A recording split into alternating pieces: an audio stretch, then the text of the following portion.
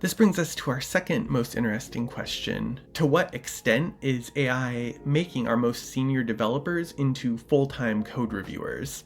I've seen estimates as low as 15% and as high as 100%, but we want specificity. We want to know exactly how much extra code review time is being induced. So to answer this question and the number one most interesting question we're about to get to, I need to take a little detour to explain what an AI cohort is.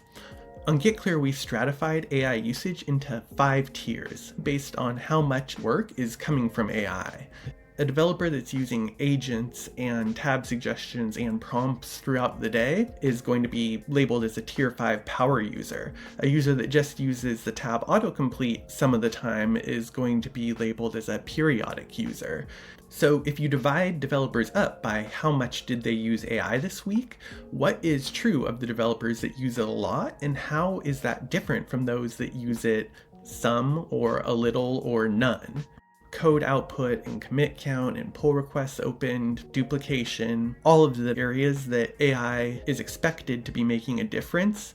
AI cohorts let us conclusively answer for a specific team, is that true?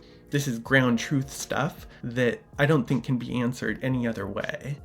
And with that context, you can understand how we're letting teams see how much code review time is being induced by the developers that use AI more versus those that use it less. If power users are getting 20% more tickets closed, but they're causing 50% more code review time, it suggests that the uptick in GSD is being offset by a reduction in the availability of senior developers that would be invisible if not for being instrumented. If you're a senior or a staff developer, you would probably rather spend your time coding and working with agents than reviewing AI slop from junior developers.